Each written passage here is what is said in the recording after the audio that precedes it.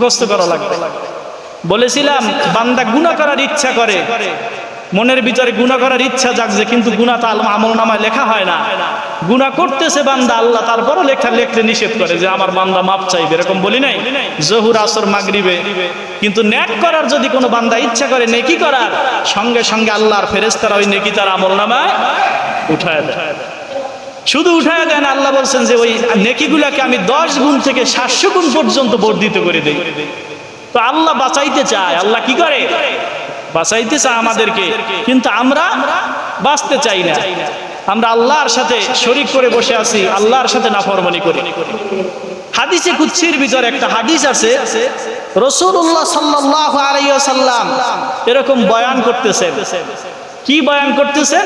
এক ব্যক্তির উদ্ধৃতি দিতেছে যে আল্লাহ বান্দাকে কি পরিমাণ ভালোবাসে, কিভাবে আল্লাহ বান্দাকে নাজাত দিতে চায়, বাঁচাইতে চায়। বনি ইসরাইলের এক লোক 99টা খুন করেছে। জোরে বলেন কয়টা? 99টা খুন করার পরে মনের ভিতরে অনুশোচনা জাগছে যে আসলে আমি যেটা করি এই কাজটা ঠিক নয়, আমাকে কি আল্লাহ মাফ করবে নাকি, এই চিন্তা অনেক সময় জাগ্রত হয় না? হেদায়েতের দরজা যখন আপনার জন্য খুলে যাবে, আপনি যত গুনাহ করেন না কেন, দেখবেন আল্লাহ পাক ওই গুনাহ থেকে বাঁচাই আপনাকে হেদায়েতের রাস্তা উঠায় দেবে। আমরা হেদায়েত চাই কি চাই না? জোরে বলেন চাই কি চাই না? এখন 100 খুন করা, 99টা খুন করার মতো লোক, তাকে সমাজের লোক মনে হয় সবাই ভালোবাসে। ভালোবাসে? জোরে বলে ভালোবাসে। এই বয়ানটা কি করতেছে? রাসূলুল্লাহ সাল্লাল্লাহু আলাইহি ওয়াসাল্লাম সাহাবীদের মাঝে এই বয়ান করতেছে। রাসূলুল্লাহ সাল্লাল্লাহু আলাইহি ওয়াসাল্লাম বলেন 99টা খুন করার পরে বান্দা যখন ইচ্ছা করেছে বান্দা এখন ভালো হয়ে যাবে, বান্দা তওবা করতে চায়, তওবার রাস্তা তার জন্য খোলা আছে নাকি, এই চিন্তা যখন তার ভিতরে চলে এসেছে, ওই যে পূর্বের হাদিস, বান্দা যখন নেকি করার ইচ্ছা করে সঙ্গে সঙ্গে আল্লাহ রাব্বুল আলামিন বান্দার আমলনামায় লিখে দেয়। নেকি করে নাই, শুধু ইচ্ছা করছে। বান্দা তওবা করে নাই, তওবা করার কি করছে? ইচ্ছা করছে। এখন ইলম কালাম তো নাই সাধারণ মানুষ, এখন কি লাগবে? বড় একজন পিশাব বা বড় একজন হুজুর, একজন বুজুর্গের কাছে যাওয়া লাগবে নাকি? অনুসন্ধান করে বাহির করলেন একজন লোক সংসার পরিত্যাগ করে আল্লাহ রাব্বুল আলামিনের ধ্যানে মগ্ন রয়েছে, ওই বান্দার কাছে চলে গেলেন। যাওয়ার পরে বলে আমি 99টা খুন করেছি, এরপরে বলো কি আমি তওবার, আমার তওবার কি কোনো রাস্তা খোলা আছে নাকি, তওবার কি কোনো পথ আছে নাকি? আমার সমাজের মানুষ এরকমই হয়ে গেছে, আলেম ওলামাও এরকম হয়ে গেছে। এবার বলেন ওই হুজুর, ওই বুজুর্গ ব্যক্তি বলবে হ্যাঁ বলবে না না বলবে? আপনারা কোনটা বলেন? তওবার রাস্তা কি খোলা আছে না নাই? জোরে বলেন আছে না নাই? তওবার রাস্তা খোলা আছে, কিন্তু বুজুর্গ ব্যক্তি বলেন তোমার বিচার আমার সমাজে যেই ব্যক্তি কাউকে যদি ঘৃণা করা হয়, তাকে আক্রোশমূলক কথা বলে যে এই লোকটা জাহান্নামী, কারণ হলো সে গুনাহ করতেছে, ঠিক কিনা? এরকম কথা বলে কি বলে না? গুনার কারণে বলে। অথচ হাদিসের বিচারে পয়গম্বর আরবি বলেন 2 বন্ধু একভাবে চলাচল করে, এক বন্ধু নামাজ ছাড়ে না, 5 ওয়াক্ত নামাজ পড়ে, শরীয়তের সমস্ত হুকুম আহকামগুলো মেনে নেয়, আর অপর বন্ধুকে নামাজের জন্য আহ্বান করে, দাওয়াত দেয়, কিন্তু ওই বন্ধু তো দাওয়াত থেকে এড়াই যায়, নামাজ পড়তে চায় না। যেই বন্ধু নামাজিওয়ালা, ওই বন্ধু বলে যে তুমি নামাজ পড়ো না কেন? আমাকে আর আমার আল্লাহকে ছেড়ে দাও, আমাদেরকে থাকতে দাও। এরপর একদিন যখন বারবার দাওয়াত করার পরে দেখতেছে আসতেছে না, একদিন রাগ করে বলল যে তোমাকে আল্লাহ মাফও করবে না, কোনোদিন জান্নাতেও দেবে না। জোরে বলেন নাউজুবিল্লাহ। আমাদের সমাজে যখন গুনাহ করে দেখবেন যে পিছনে সমালোচনা আছে না নাই?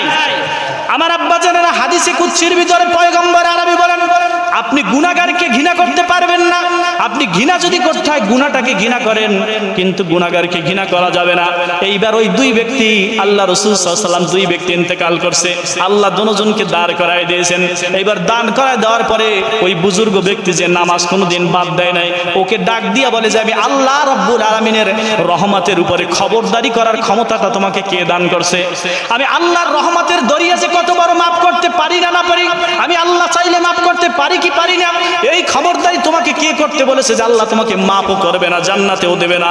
এই একটা কথার কারণে ওই আমলওয়ালা লোকটাকে আল্লাহ রাব্বুল আলামিন জাহান্নামের উপরে ছেড়ে দিয়েছেন।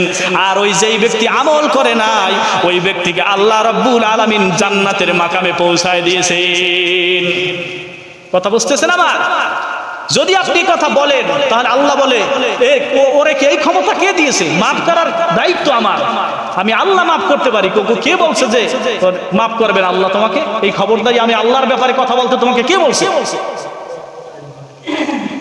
পয়গম্বর আরবি সাল্লাল্লাহু আলাইহি সাল্লাম বুজুর্গ ব্যক্তির কাছে যখন গেছে 99টা খুন করার পরে যখন হাদিসে কুদসির ভিতরে হাদিস আসছে 19 নম্বর হাদিসে কুদসির ভিতরে 19 নম্বর হাদিসের ভিতরে আসছে, এরপর আল্লাহ রাসূল সাল্লাল্লাহু আলাইহি সাল্লাম বয়ান করেন, যখনই বলছে যে না তোমার জন্য তওবার কোনো রাস্তা খোলা নাই, 99টা খুন করছো, তোমার চাইতে জাহেল আর তোমার চাইতে কাফের ব্যক্তি এই সমাজের ভিতরে আর নাই। বলার সঙ্গে সঙ্গে ওই ব্যক্তি তো খুন করার অভ্যস্ত আছে, বলে যে যদি মাফ না হয় তাহলে তোকেও আর বাঁচায় রাখবো না, তোকে হত্যা করে তারপরে 100টা পূরণ করতে চায়। আমার যদি মাফই না হয় তাহলে তোরও শেষ করবে জায়গায়। কথা বুঝতেছেন? রাগী মানুষ হত্যা করে দিল ওই ব্যক্তিকে, 100 খুন হয়ে গেল। খুন হওয়ার পরে মনের ভিতরে অনুশোচনা জাগছে, ওই যে যখন ন্যায়টা যখন ঘুরে যায় তখন আল্লাহ নেকি লেখা শুরু করছে, হেদায়েতের রাস্তা উঠাই দেবে আল্লাহ। এবার বান্দা ঘুরতে ঘুরতে ঘুরতে ঘুরতে এক বুজুর্গ ব্যক্তির কাছে বলে, আমি 100 খুন করেছি, এবার বলেন আমার তওবার কোনো রাস্তা খোলা আছে নাকি? এবার বুজুর্গ ডাক দেয়, বলে হ্যাঁ অবশ্যই তোমার তওবার রাস্তা খোলা আছে। কারণ হলো হযরতে আল্লাহ রাসূল সাল্লাল্লাহু আলাইহি সাল্লামের একজন সাহাবী ছিল, এই সাহাবীর নাম ছিল দাহিয়াতুল কালবি। আপনারা জানেন কি জানেন না? এই দাহিয়া কালবি যখন এই যে দাহিয়া কালবিও কিতাবের ভিতরে লেখে, প্রায় কোন কিতাবের মধ্যে লেখেন প্রায় 70 থেকে 80টা মেয়ে জীবন্ত কবর দিয়েছে। এরপর অন্তরের ভিতরে যখন আল্লাহ হেদায়েতের নূর ঢেলে দিয়েছেন, কালেমার মালা যখন পড়ে নিয়েছেন, পড়ে নেওয়ার পর আল্লাহ রাসূলের কাছে গিয়ে বলি, ইয়া রাসূলুল্লাহ সাল্লাল্লাহু আলাইহি সাল্লাম, আমি 70 থেকে 72 কম বেশি আমি আমার সামনে এতগুলো মহিলা কন্যা সন্তানকে আমি জীবন্ত দাফন করেছি গো পয়গম্বর, আমাকে মনে আল্লাহ মাফ করবে না।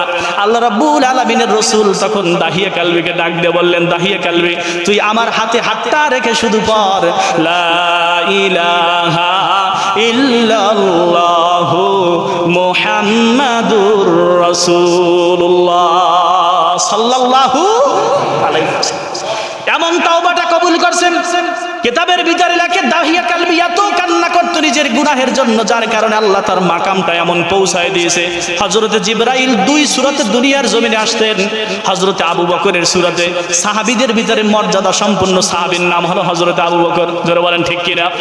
এই আবু বকরের সূরাতে হযরতে জিবরাইল রাসূলের সামনে আসতেন।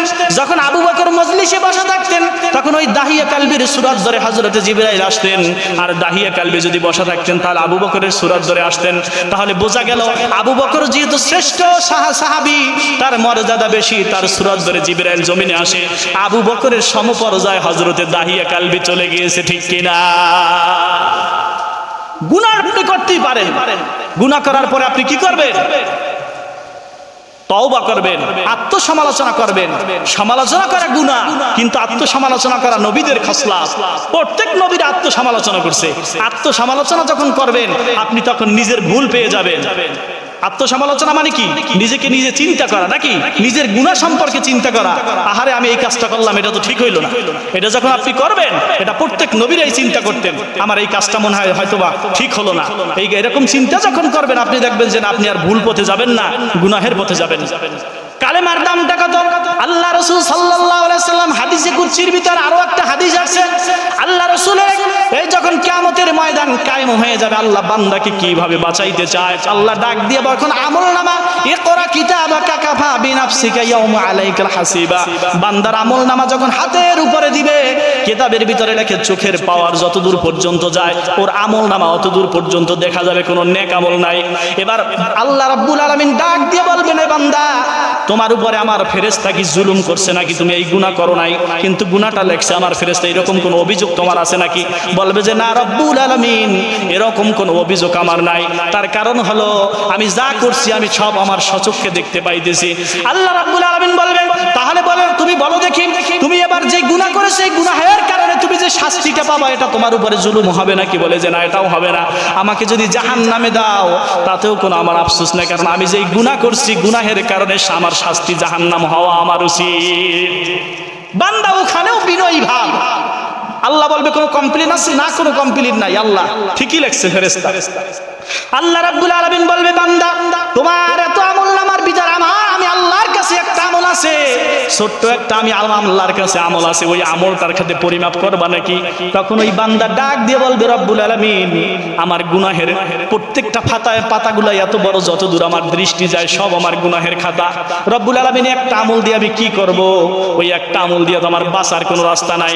আল্লাহ রাব্বুল আলামিন বলবে, আজকে তোমার উপরে কোনো জুলুম করা হবে না, তোমার উপরে কোনো জুলুম করা হবে না। যখন আল্লাহ রাব্বুল আলামিন একটা চিঠি দিবেন, একটা খাম দিবেন, ওই খামটার ভিতরে লেখা ছিল লা ইলাহা ইল্লাল্লাহু মুহাম্মাদুর রাসূলুল্লাহ সাল্লাল্লাহু, অন্য বর্ণনায় আছে আশহাদু আল্লা ইলাহা ইল্লাল্লাহু ওয়া আশহাদু আন্না মুহাম্মাদান আবদুহু ওয়া রাসূলুহু। এই কালিমাটা যখন লেখা থাকবে, এই কালিমার পাল্লাটা যখন এক পাল্লায় দিবে, আর বান্দার সমস্ত আমলগুলো যখন অপর পাল্লায় দিবে, আর সঙ্গে সঙ্গে এই কালিমার পাল্লাটা ভারী হয়ে আল্লাহ রাব্বুল আলামিন বান্দাকে জান্নাতে পৌঁছায় দিবে। আল্লাহ বাঁচাইতে চায়, কারণ আল্লাহর নামের উপরে কোনো গুনাহ ভারী হতে পারে, জোরে বলেন পারে। এজন্য কালিমার দাম কত, এটার ওজন কত। কুল্লাউ কানাল বাহরু মিদাদাল লিকালিমাতি রাব্বি লানাফিদাল বাহরু ক্বাবলা আন তানফাদা কালিমাতু রাব্বি ওয়ালাউ জিনা বিমিসলিহি মাদাদা। আল্লাহ রাব্বুল আলামিনের কালামের ভিতরে আছে কুল্লাউ কানাল বাহার, সমুদ্রের পানির সাথে যদি কেউ তুলনা করে, কারণ কি হলো, তামাম পৃথিবীর গাছগুলা যদি কলম রূপে কলম বানায় দেওয়া হয়, আর দোয়াতের কালির মতো যদি সমুদ্রের কালিগুলো সব পানিগুলোকে কালি করে দেওয়া হয়, ওই কলম আর ওই কালি দিয়া আল্লাহ রাব্বুল আলামিনের গুণগান যদি লেখা শুরু করার পরে আল্লাহ রাব্বুল আলামিন বললেন লাউ কানাল বাহার, সমুদ্রের পানি একদিন শেষ হয়ে যাবে, এরপর আরো 1000 কোটি সমুদ্রের পানি এনে দাও, কিন্তু আল্লাহর গুণগান লেখে কোনোদিন শেষ করতে পারবা না। কুল্লাউ কানাল বাহরু মিদাদাল লিকালিমাতি রাব্বি লানাফিদাল বাহরু ক্বাবলা আন তানফাদা কালিমাতু রাব্বি ওয়ালাউ যিনা বিমিসলিহি মাদাদা। জোরে বলেন আল্লাহু আকবার। সাগরের পানি কি শেষ করা যায়? জোরে বলেন যায়। ওই যে ওই মুসা আলাইহিস সালামের কথা বলছিলাম না, সর্বপ্রথম সাফিনা মানে হলো নৌকা, খেজর আলাইহিস সালামের সাথে উঠছে, তখন ওই উদ্ধৃতি দিচ্ছে না, এজন্য আল্লাহ গুণগান কেউ শেষ করতে পারবে না। এই সাগরের পানির সাথে আল্লাহ তুলনা দিয়েছে। সাগরের পানি শেষ করা যাবে কখনো? 1000 লক্ষ কোটি গ্যালন পানি যদি আলাদা করে রাখেন, লক্ষ কোটি খাল দড়ি আপনি ভরে রাখেন, এরপরও সমুদ্রের পানি শেষ হবে নাকি? শেষ হবে। আল্লাহ তুলনা দেন এটা। এজন্য আমার ভাইরা, এবার যখন ওই ব্যক্তির কাছে বলল হ্যাঁ তওবার তোমার রাস্তা আছে, কিন্তু ওই সমাজের ভিতরে থাকতে পারবা না, যেই সমাজে 100 খুন করছো, কিন্তু ওই সমাজে তুমি থাকতে পারবা না। এজন্য দেখেন, যেই সমাজে মানুষ খারাপ হয়, ওই সমাজে বসে যদি ভালো হইতে চায়, ওখানে বসে কোশ্চিন কালো ভালো হতে পারবে না। জোরে বলেন ঠিক কিনা? ওই সমাজের মানুষ তাকে ভালো হতে দিবে না। ওই বুজুর্গ ব্যক্তি ডাক দিয়ে বলে হ্যাঁ তোমার এই দেশ থেকে চলে যাওয়া লাগবে, একটা অ্যাড্রেস দিয়ে দিলে অমুক জায়গায় চলে যাবা, ওখানে গিয়া থাকবা। কিন্তু আল্লাহ রাব্বুল আলামিনের দয়ার মাওলার কি মায়া, বান্দা যখন হেদায়েতের রাস্তায় উঠে রওনা করছে, কিন্তু এলাকাও ছাড়তে পারে নাই, রহমতের জায়গাও যাইতে পারে নাই, মাঝ পথে বান্দার ইন্তেকালের জন্য রহমতের ফেরেশতা চলে এসেছে, আবার গজবের ফেরেশতাও চলে এসেছে। জোরে বলেন সুবহানাল্লাহ, আল্লাহু আকবার, আল্লাহু আকবার। রহমতের ফেরেশতা বলে বান্দা তো তওবা করার উদ্দেশ্যে রহমতের জায়গার দিকে রওনা দিয়েছে, আর গজবের ফেরেশতা বলে না তওবা করতে এখনো পারে নাই, এখনো যাইতে পারে নাই, এখনো যাইতে পারে নাই। আল্লাহ রাব্বুল আলামিন তার দয়ার মাওলা তার বান্দাকে বাঁচানোর জন্য কি কৌশল অবলম্বন করছেন, যেই কৌশলটা ফেরেশতার চোখে পর্যন্ত ধরা পড়ে না, ফেরেশতা পর্যন্ত জানে না। পয়গম্বর আরবি বলেন আল্লাহ রাব্বুল আলামিন আরেকজন ফেরেশতা পাঠায় দেয়, ফেরেশতাকে ডাক দিয়ে বলে এই ফেরেশতা আমার ওই বান্দার যা পথের জায়গাটা দূরত্ব দাও, যদি ওই যেই এলাকার থেকে রহমতের জায়গার দিকে রওনা করেছে, যদি ওই জায়গাটা কম হয় তাহলে রহমতের দিকে ধরে নাও, আর যদি গজবের জায়গাটা যেই জায়গায় বসে এই যে গুনাহের কাজ করছে ওই জায়গাটা যদি লম্বা হয় তাহলে ওই পাশে ধরে নাও, গজবের ফেরেশতাকে দিয়ে দাও। আল্লাহ রাব্বুল আলামিন যখন এই ফেরেশতাকে পাঠিয়ে দিয়েছেন, আল্লাহ তার গোলাম তার আবেদ তার বান্দাকে বাঁচানোর জন্য আল্লাহ রাব্বুল আলামিন হাদিসে কুদসির ভিতরে বলে, পয়গম্বর আরবি বলেন জায়গাটা কিন্তু রহমতেরটাই দূরত্ব ছিল, বান্দা রহমতের জায়গায় পৌঁছতে পারে নাই। আল্লাহ রাব্বুল আলামিন ওই বান্দাকে বাঁচানোর জন্য আল্লাহ রাব্বুল আলামিন জমিনকে সংকীর্ণ করে দিলেন, রহমতের জায়গাটাকে বলল তুই ছোট হয়ে যা, আর ওই যে গজবের জায়গা যেই এলাকা থেকে রওনা দিয়েছে বলে ওই জায়গাটা বড় হয়ে যা। এমন পরিমাপ করতে করতে ওই ফেরেশতা যেয়ে বলল যে তুমি মাপ দিয়ে দেখো, দেখে 1 বিঘাত রহমতের জায়গার দিকে বেশি কম আছে, এজন্য রহমতের ফেরেশতা ওই বান্দাকে জান কবজ করে নিয়েছে। আল্লাহ কিভাবে বাঁচাইতে চায়? রহমতের ফেরেশতা, ব্যক্তি কিন্তু জাহান্নামী ছিল, আল্লাহ জমিনকে বললেন সংকীর্ণ হয়ে যাও আর তুমি এই পাশের পথ বড় হয়ে যাও। ফেরেশতা এই খবর জানে, জোরে বলেন ফেরেশতা এই খবর জানে। এজন্য আল্লাহ পাক এই বান্দাকে বাঁচাইতে চায়। বান্দা বড় কঠিন আল্লাহ মহব্বত করে তৈরি করেছে। সেই বান্দা যখন নাফরমানি করে, সেই বান্দা যখন গুনাহ করে, আল্লাহ আফসোস করে বলে যে আমি তোকে তো এই জন্য বানাই নাই, আমি তো বানাইছি আমার জান্নাতের জন্য। কিন্তু দুঃখ ভারাক্রান্ত হৃদয় আজকে সমাজের মানুষগুলো আমরা ওইরকম হয়ে গেছে, ঠিক কিনা জোরে বলে? গুনাহের কাজের দিকে আমরা চলে যাইতেছি। দেশের অবস্থা একেবারে নাজুক, শোচনীয় পরিস্থিতির মধ্যে আল্লাহ পাক রব্বুল আলামিন। এজন্য আমাদের খেয়াল থাকবে আমরা সব সময় হেদায়েতের রাস্তার উপরে থাকব। যদি গুনাহ হয়েও যায় তওবা করব কার কাছে? জোরে বলেন তওবা করব কার কাছে? আল্লাহ পাকের কাছে তওবা করব। আল্লাহ পাক রব্বুল আলামিন এই তওবা আবেদকৃত বান্দা এবং তার খাঁটি গোলাম হিসেবে আমাদেরকে কবুল করে নিক। সকল বলেন আল্লাহুম্মা আমিন।